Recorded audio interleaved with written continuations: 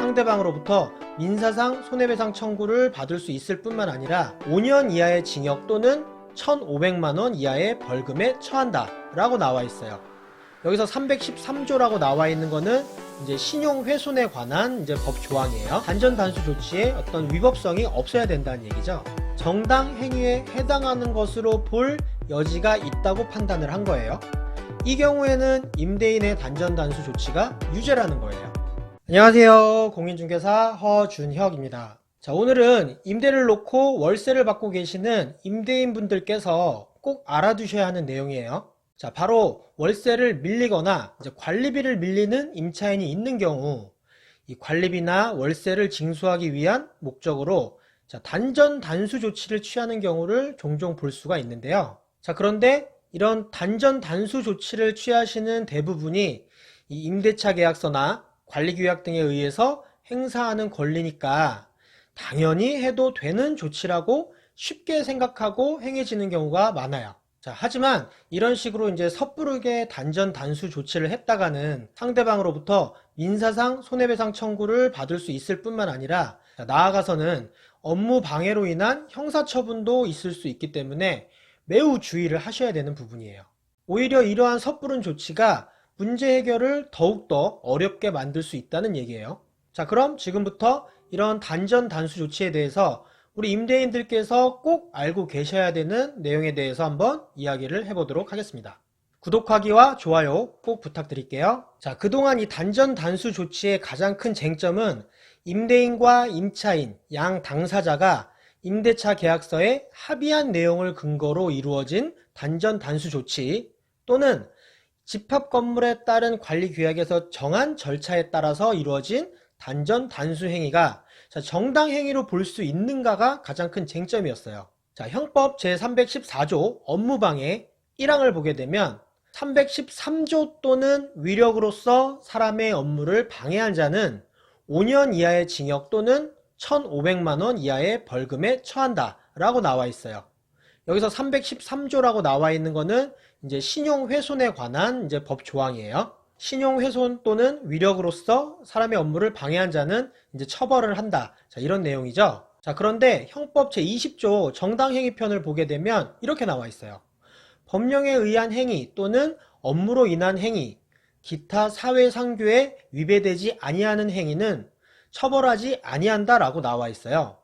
자, 그래서 임대인의 단전 단수 행위가 이 형법 제20조 정당행위에 해당하는 것으로 볼 수 있는지 아니면 정당행위에 해당하는 것으로 볼 수 없기 때문에 업무방해로 처벌 대상이 되는지가 쟁점이 되는 거예요.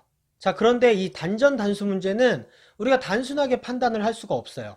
판례들도 보면 각각 이 단전 단수가 허용되는 경우가 있고 또 허용되지 않는 경우가 있거든요.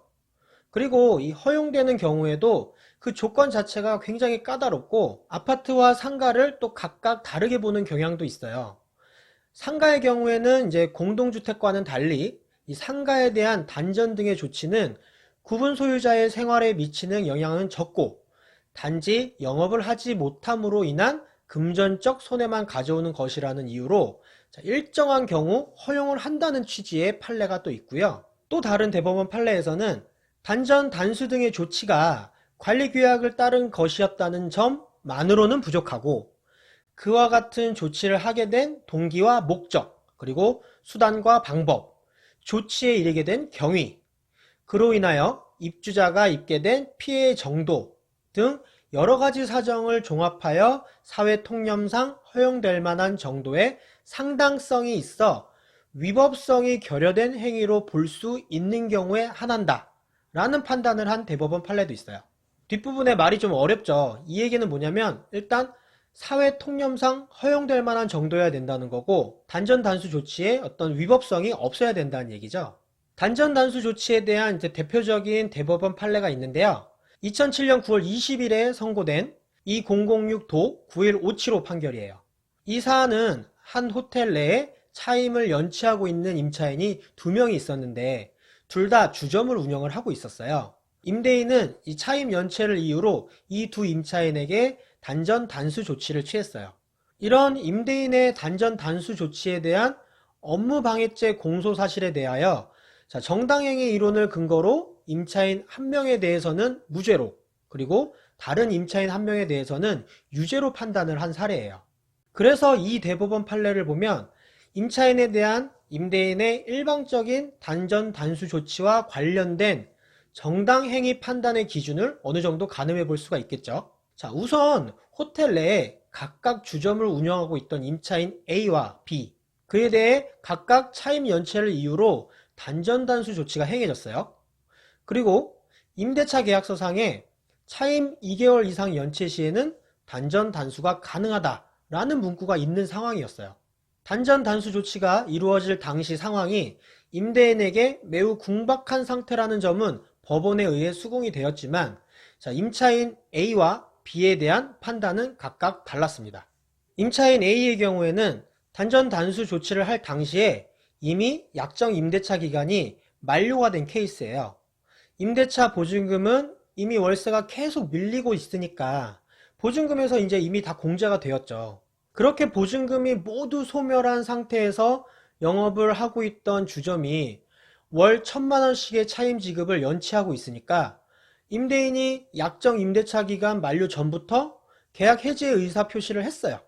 그리고 약정 임대차 기간이 만료한 후에 2회에 걸쳐서 연체 차임의 지급을 독촉 통지를 하고 단전 단수 조치를 예고한 후에 1회 단전 단수 조치를 한 거죠. 자, 이는 궁박한 상황에서 임차인의 부당한 의무 불이행에 대해서 불가피하게 취한 조치로 여러 가지 사정에 비춰볼 때 사회 통념상 허용될 만한 정도의 상당성이 있는 위법성이 결여된 행위로서 형법 20조에 정해진 정당 행위에 해당하는 것으로 볼 여지가 있다고 판단을 한 거예요. 임대인의 단전 단수 조치가 정당했다라고 판단을 한 사례인 거죠. 자, 반면에 다른 임차인 B는 단전 단수 조치를 할 당시에 약정 임대차 기간이 약 7개월 이상 남아있던 상태였대요. 임대차 보증금도 7천만 원 정도 이상 남아있는 상태였고요. 자, 그 상태에서 많은 비용을 들여서 영업을 하고 있는 주점이 월 300만 원의 차임 지급을 연체하고 있다고 해서 계약 해지의 의사표시와 단전 단수 조치 경고만 한 후에 2회에 걸쳐 단전 단수 조치를 행한 것은 비록 자신의 궁박한 상황에서 한 것이라고 할지라도 임차인의 권리를 과도하게 침해하거나 제한하는 것으로 형법 제20조에 정해진 정당 행위에 해당한다고 볼 여지가 없다고 하면서 앞의 케이스와는 다른 결론을 내린 거예요. 이 경우에는 임대인의 단전 단수 조치가 유죄라는 거예요. 임대인 여러분, 단전 단수 조치에 관한 대법원 판례를 지금 보셔서 아시겠지만 이 단전 단수 조치를 하는 당시의 구체적인 상황에 따라서 그 판단 결과가 확연하게 달라지는 것을 이제는 아시겠죠? 이런 이유로 이 임대차 계약서나 관리계약에 근거를 두고 실행하는 것이라고 하더라도 이 단전 단수 조치는 매우 신중하게 생각하고 결정을 해야 되는 문제예요.